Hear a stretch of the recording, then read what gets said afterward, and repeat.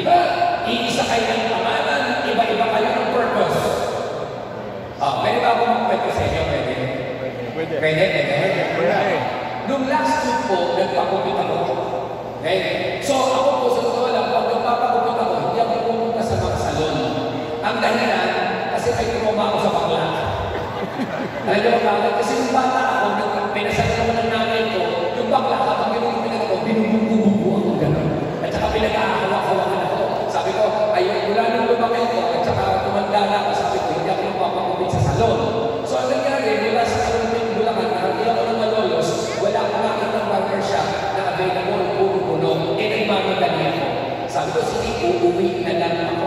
Alam niyo, pag uwi ko, pagdating ko namin sa subdivision namin, nakakita ko ng isang salon, pero nakalagay, barbershop. Sabi ko, pambira, salon, pero barbershop. Pag ginawa ko, nagtanong ako, sabi ko, barbershop yung totoo, salon. At ang sabi ng babae, salon ko ito, pero meron barbershop sa loob. Sabi ko, ayos. Pagdating ko po dun sa barbershop, eto na. Nag-artil ko kami sa akin. Eto na. Yung barbero, nagbukas sa saikon. Sabi ko, matindi ako sa saikon. No? E di, naupo na ako. Pag ganun sa akin yung cover, sabi ba naman sa akin barbero, boss, board, ano ka ba? Katolik ka ba? Ang sagot ko, ay hindi. Board na gina ko. Hindi ko kasi natin pastor ako. Alam niyo, piningatan ako. Sabi ba naman, ano yung board na gina? So, alam mo mga board na gina, iba-iba ng pangalan, pangalawa, makakagaling pa sila. Tapos, sabay pa practice nila, may kumikinig, may nahihimatay, may kumakit sa isa niya, may sususuka, may kumipulong. Sabi mo, siyempre, hindi ako makaporma. Bakit? Ginugumitan ka. Kasi baka pulutin yung tenga ko sa floor.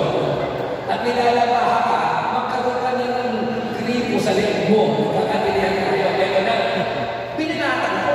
Sabi ko kayo, bossing, hindi ko sinabi yung sinabi niya. Sabi ko, ano ba? Alam niyo sa akin, MCGI. Dating daan. Ay, sabi ko, alam niyo kung ano? Ang galing sa talata. Ang galing sa verse. Siyempre, hindi pinapakala ng born again ako. Eto na ngayon, yung napakalapas na ako. Tapos pinanatan ko, sabi sa kanya, alam mo bro, ang galing mo. Ang galing mo sa verse. Lahat kami sabi mo. Sabi ko, kaano ka nakatagal sa dalawang daan? Alam niyo, sa kanya, yung senso ano? Lakas naman. Ano? Isang buwan.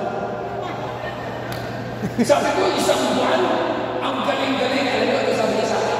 Kasi sa amin, sa MCGI, 15 gabi ka natuturuan ng doktrina. 2 oras, sunod-sunod. At ang sabi nga ito, ito ba sabi niya sa akin, hindi ko ba, sino nagtuturo? Sabi niya, wala. Sino nagtuturo? Video lang nang namayapang si Elis Uriaco. After ng 15 nights na sport, babautisuhan, ang galing. Sa loob ko, hiyang-hiya ako. Ang mga board na din, walang alam. Hallelujah. Wala pa usap. Ito pa matindi. Nag-send ko ano? Ano? Lakas. Ano? Sabi ko sa kanya, so dati ng Katoliko, ay hindi. Brad, sabi ko talaga, ako dati. Board na din ako. Patay. Sabi ko talaga, sabi ko, alam mo ba Brad, sabi sa akin, 7 taon ako sa board again. Sinagot ko ngayon, sabi ko, kailan inulit ka sa board again? Ang sabi ko sa akin, kasi ang board again, hindi ko maintindihan. Iba-iba ng sagot, nagtatang sa kulang ng programa. Tapos kung tinanong ko yung pastor ko, para sa kanyang tax, ang sagot ko naman basta mahalaga na experience mo. Yun ang problema.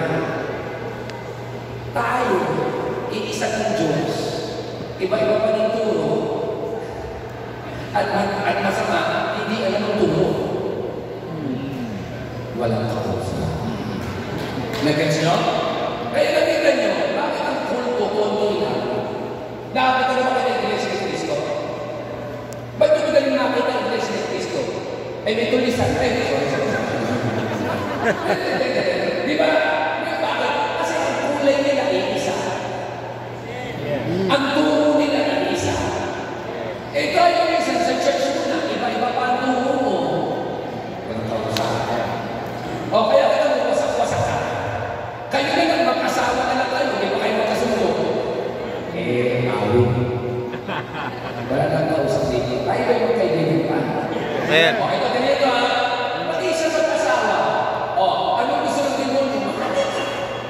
O, masira ka yung dalawa. O, ibigay mo na isang verse ha.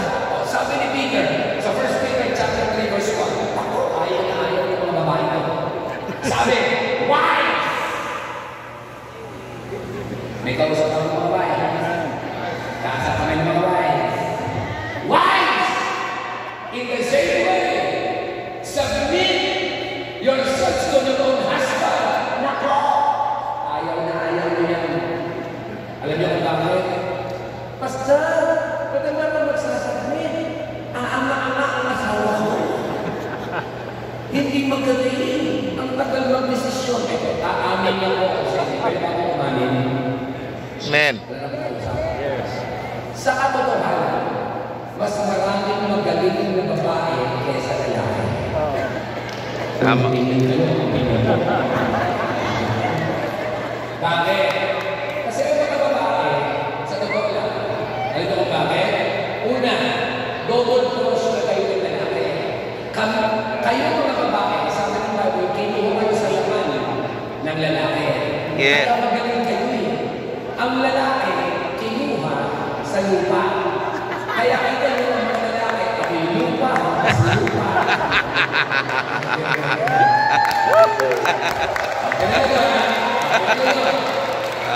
Hindi nyo napansin, magaling ang babae, para silang magician, pag walang ulam, nakakagawa ng paraan. Pag walang pera, nakakagawa ng paraan. Ang lalaki, pag walang pera, tulala.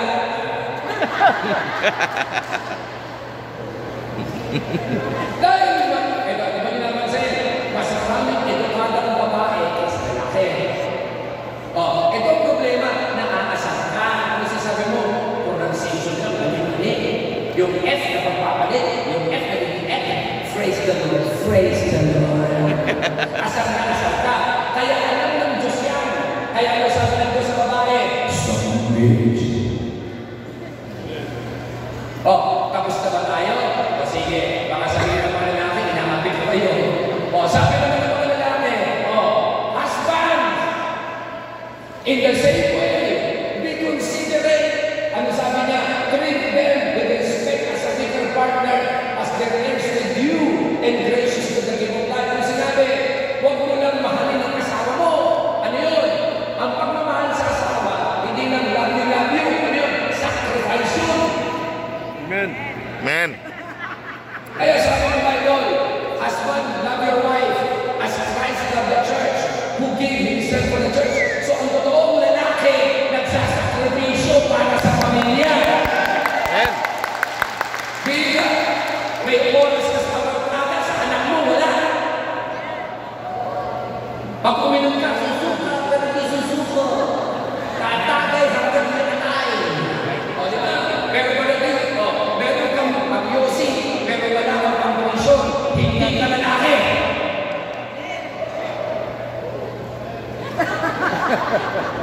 Parang ito masarap na usap. Ito tahimik. Ano na religion ka? Ano kung sekta ka? Parang CGI ka. Hindi na. Ganun mo, pag daw ang babae nagsubmit, ang lalaki nagmahal at nag-sacrifice. Look at the next. Sabi ni Peter, so nothing will hinder your faith. Amen. Amen.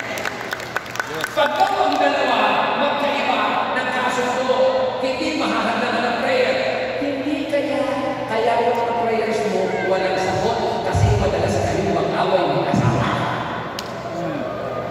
Walang kausap.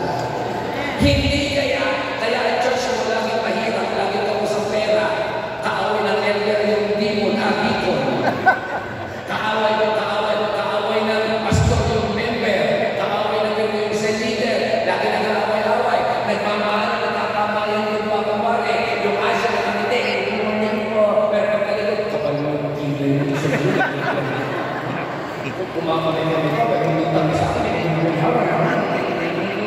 Pansin ito, your prayers will not be hindered kapag kayo ay may agreement. Amen. Amen. Ito ang problema kung bakit Kasi bakit? Bakit? Mga pastor, magkakagalit. Yes. Totoo yan. Sabi naman ng mga Pentecostal, pag hindi ka nagtatakas, wala, akala ko ginanangin, utos ko.